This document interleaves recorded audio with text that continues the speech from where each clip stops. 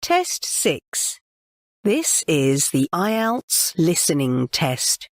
You will hear a number of different recordings and you will have to answer questions on what you hear.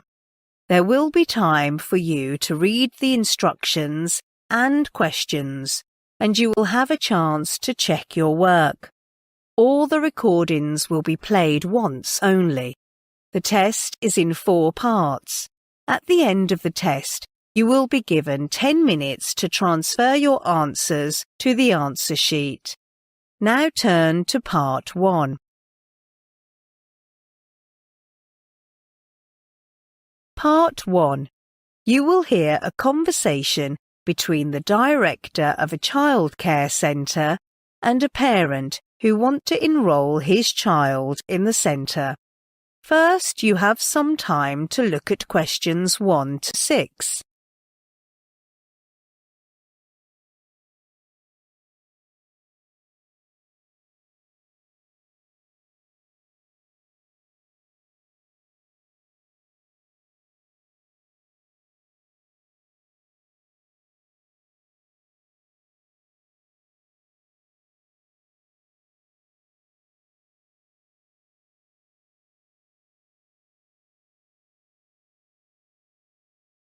Now listen carefully and answer questions 1 to 6. Good morning. Welcome to the Early Learning Childcare Centre. How can I help you? Good morning. I came across the advertisement for your childcare centre last week, and I'm calling to get some details.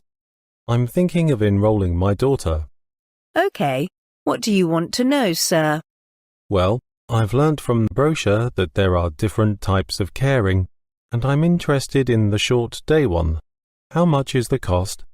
Well, it depends on the age of your child. For children over the age of 2, we charge $30 a day, and for those younger than 2, you have to pay $37.50. Does it include meals? Well, I'm afraid not. You have to pay extra for them, but we offer you free care for 20 hours weekly. It used to be 10 hours, but this month we extended the length of time as a special offer for our clients. Oh, that will be of great help. OK, that's about the fee. Then may I know more about your centre? Something about the children's activities, the staff, etc.? OK. We offer a diversity of indoor activities which cater for children of different ages. For example, painting with watercolours, singing, dancing, games, etc. Moreover, when the weather is good, we always take children to our playground and organise different programmes in the open air. That's great. Outdoor activities are essential for children. What about the teachers? Are they experienced? Of course, all teachers in our centre have relevant working experience of at least 3 years and specialise in primary school education. Great. Then they must be professional in dealing with children. Another thing is, I've heard from other parents that they can receive a report from their caring centres every weekend about how their children perform during that week. And I wonder, is there anything like that in your centre? Yes, we provide that too. Great. Then I want to enrol my daughter as soon as possible.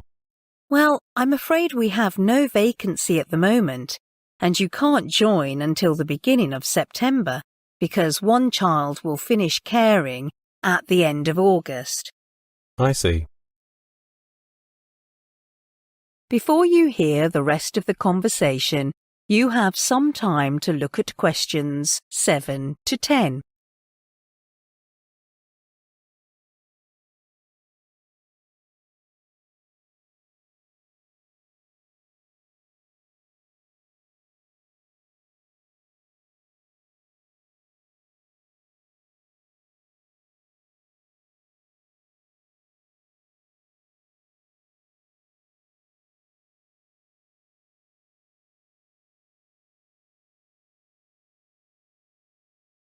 Now listen and answer questions 7 to 10. Then I will talk about our staff. All of our centre's members are well trained so that they will take care of your children in every aspect. For example, when doing activities with special needs, our staff will prepare all the necessities for children, like aprons in the painting class, sunglasses and sun cream when playing outside in a sunny day. It's great that you can consider that. I thought we had to prepare for these by ourselves. You must provide something. A family photo. Many children may miss their parents, especially during the first week, so our staff will take photos of every child in case they need them. Right. Apart from the professional knowledge of caring, are there any other requirements for your staff? Well, actually, when we do the recruitment, the priority we consider is the general health of the staff, so each applicant must provide a health certificate from the doctor.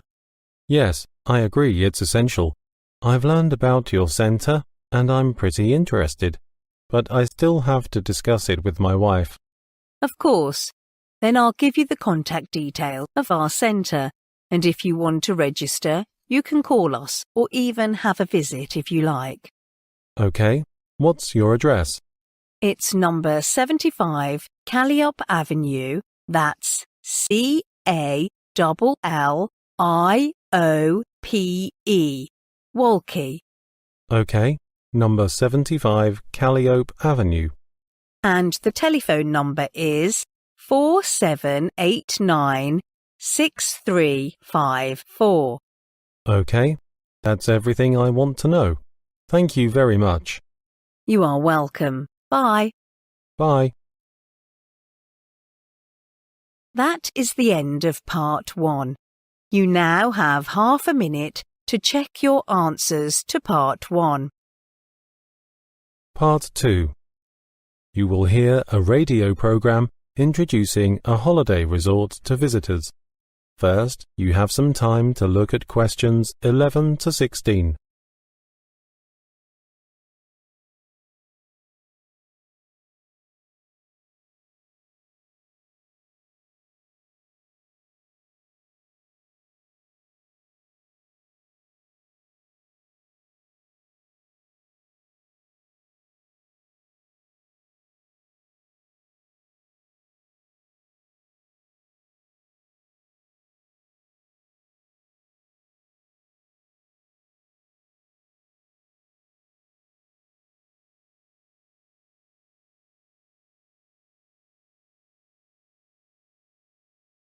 Now listen carefully and answer questions 11 to 16. Welcome to our radio program, Travel with Me in Australia. I'm Anna, the presenter of the radio show. In today's session, I will introduce a fantastic place to you, the Coconut Beach Resort, which was newly built and opened to the public several months ago. I visited the resort last week and had a wonderful time there. Now I will give some details. First of all, who is the target group? As it is a beach resort, it's not suitable for backpackers, of course. With little houses alongside the beach, this resort is the best place to spend time with your beloved one. I know several newlyweds booked cabins there to spend their honeymoon. However, it isn't an ideal destination for families with several children because it may be beyond the budget. About the accommodation, you can choose from different types of rooms, and the price differs a lot. Take the bathing facilities, for example. I booked a room with a spa bath for the first 2 days, which is the most cost-effective one. But for the 3 days left, I changed the room and lived in the one with a private pool.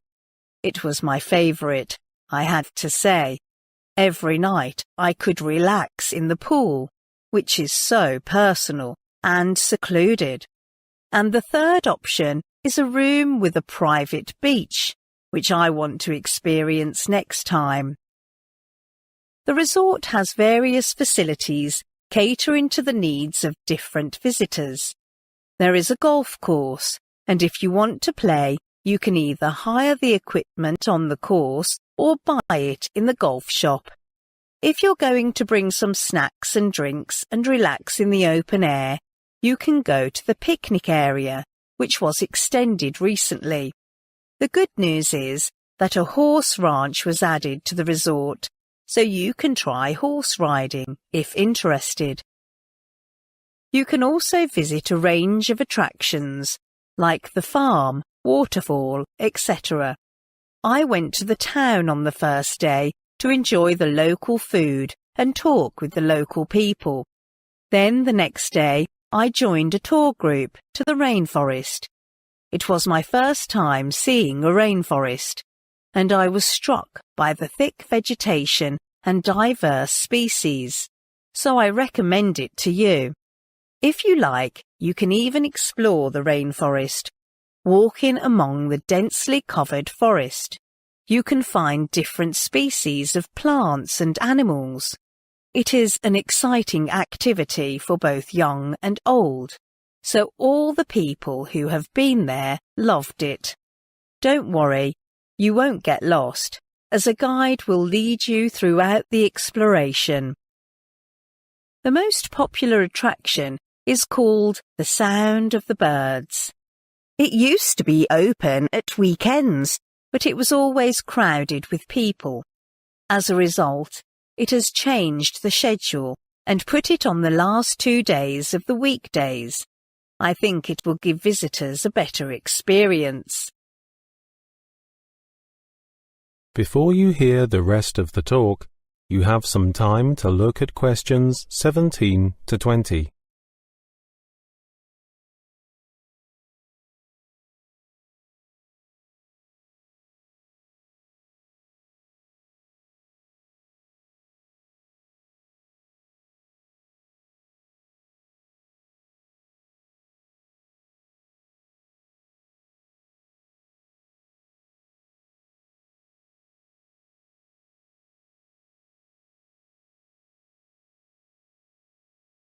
Now listen and answer questions 17 to 20. Besides the recreational facilities, I'd also like to introduce you to some other facilities in the resort centre that may be useful. First, it offers a transfer service. You don't have to rent a car or take a taxi when you arrive at the airport.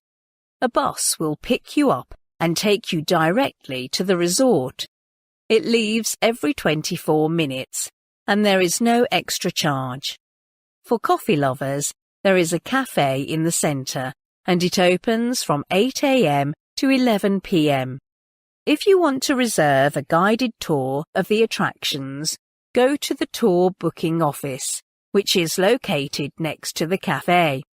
However, the tourist shop is being refurbished and isn't open at the moment, so if you want to buy some souvenirs for your families or friends, maybe you have to go to the town. The last thing I want to mention is there is an Aboriginal tribe near the resort, and if you are interested, there is a visit every Wednesday. Maybe some of you have learnt Aboriginal history or Aboriginal traditions at school, like traditional dancing and blanket weaving. But this time you can experience by yourselves, appreciating Aboriginal rock painting and even talking to well-known painters. What's more, a local herbalist will introduce you to the herbal treatment, which is commonly used in the Aboriginal tribe. It is an educational visit, and I'm sure you will learn much about the Aboriginal tribe. Okay, that's all I want to introduce today. If you want to know more exciting holiday resorts in Australia, please wait for our program next week. Bye. That is the end of part 2. You now have half a minute to check your answers to Part 2. Part 3. You will hear a student called Ross talking to his tutor about the courses he is thinking of doing. First, you have some time to look at questions 21 to 25.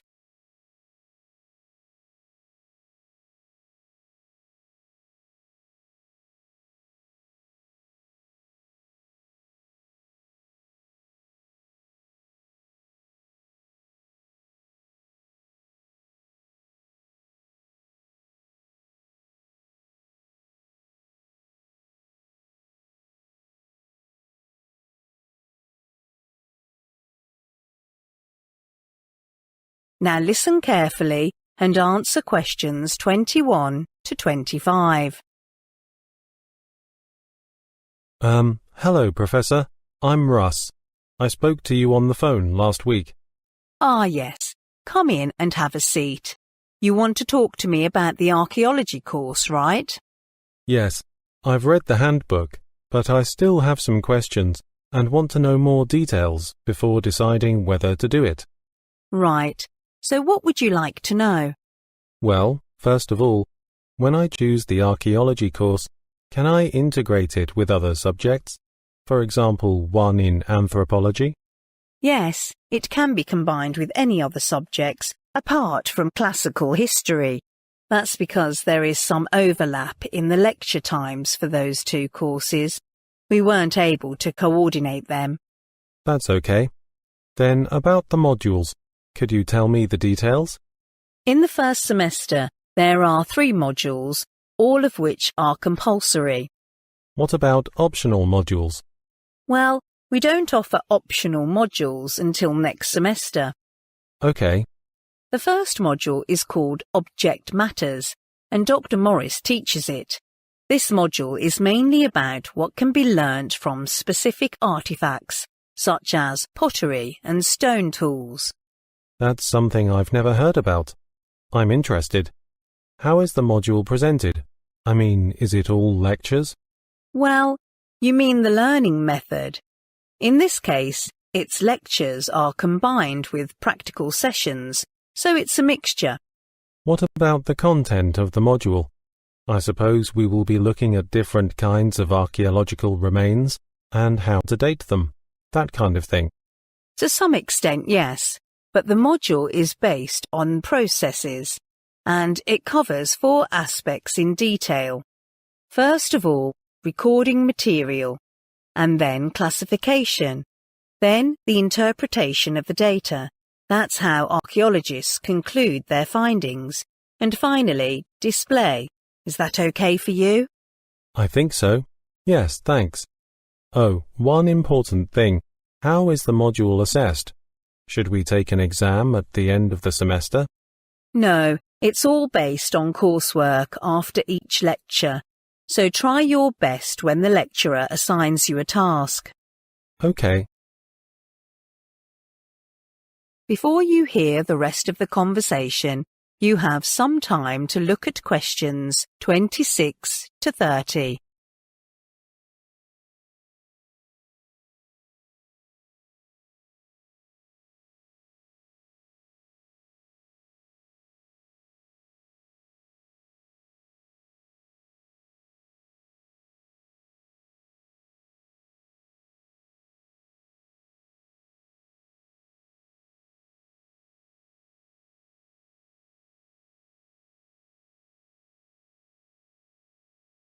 Now listen and answer questions 26 to 30.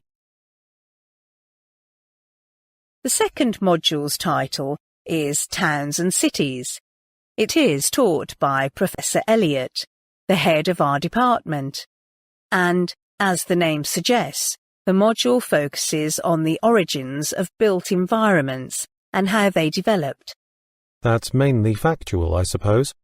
It is, and for that reason, it is assessed by examination.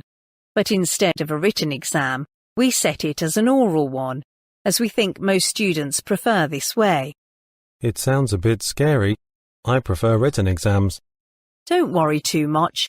Most of our students find they enjoy it.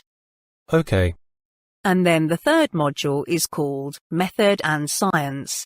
And in this module, Dr. Thompson will introduce you to the standard techniques used in archaeological fieldwork and analysis, such as excavating and dating. what about the learning method for this module? Are there any lectures, or it's all laboratory work? Oh, there aren't any lectures. It combines half lab work and half seminars. What about the assessment? Oh, you are lucky. This module has no formal assessment, but right at the end of the module, you will have to take part in a site survey. That's great. Where shall we go for the site survey? Sorry, I can't tell you the location yet. That would be announced later. The date for that is the week beginning the 10th of March. Okay, that's all I want to know. Thank you very much, Professor. Bye. You are welcome, Ross. Bye. That is the end of part 3. You now have half a minute to check your answers to part 3. You will hear a lecture about the effects of the digital world on young people. First, you have some time to look at questions 31 to 40.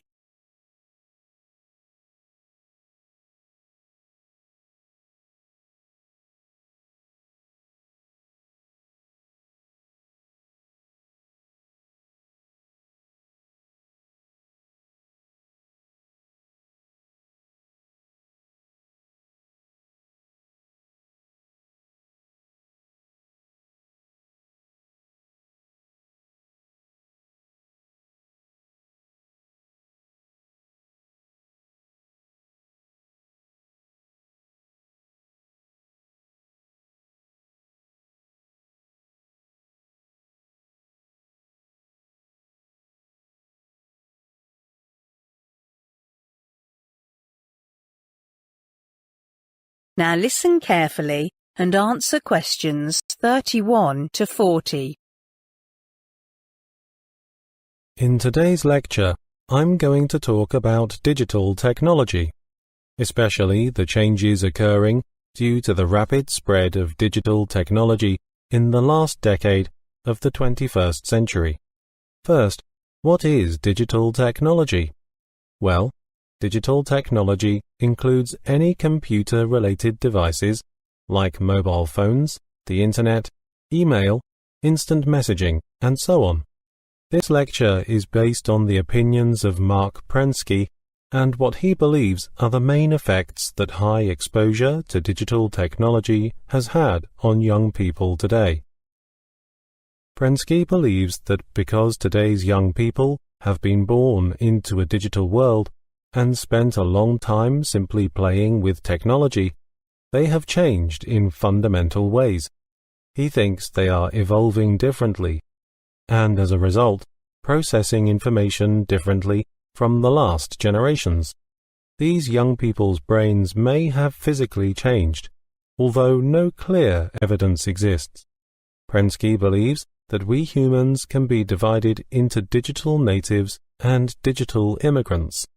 Of course, today's young people belong to the group of digital natives because they were born into this new digital age and grew up just as native speakers of the digital language of computer technology. However, digital immigrants are the people born in the generations before the digital age. When people learn a second language, they often retain their foreign accent. It is the same with digital immigrants. They aren't quite as effective at speaking the digital language as the natives are. Prensky illustrates this in detail. For example, instead of using the internet as a primary source of information, digital immigrants prefer finding phone numbers with a phone book or looking up information in an encyclopedia. Prensky refers to this as the digital accent. Another example of the digital accent is scanning a manual for a computer program, but the program itself will teach you how to use it. People with a digital accent always rely on their original non-digital means of sourcing information. They prefer doing things as they've always done, rather than typing something into a computer.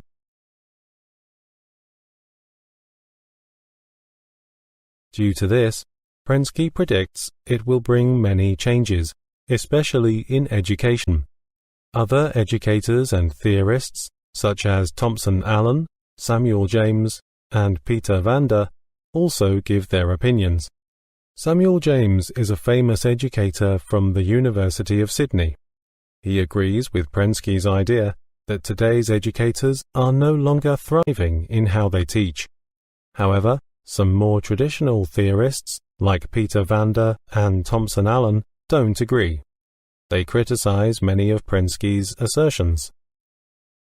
Vander argues that a typical classroom is much more different from what Prensky believes, with students from various backgrounds. He believes that many of these students are not necessarily proficient with technology. Then, Allen adds his opinion that even though most students in modern times can access computers at home or school easily, some don't find the digital medium appealing. However, James disagrees. He argues that all today's students share the same basic, interesting knowledge of digital technology. However, even so, James believes that our younger students can communicate with their digital immigrant teachers and still learn with the teaching methods that were quite effective in the past. Allen believes that both digital natives and digital immigrants have to process a large amount of information in today's digital world. He thinks that although most young students today are good at playing computer games or surfing the internet, they use computers in important ways. They are not used to using computers at advanced levels, for example, to carry out complex information searches, which are essential for university study today.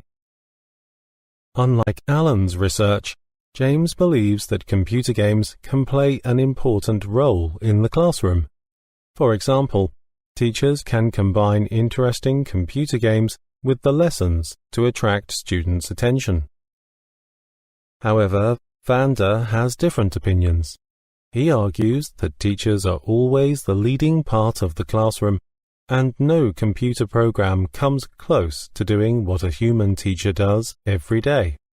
As a result, we should think of better ways to assist teachers rather than focusing on developing games.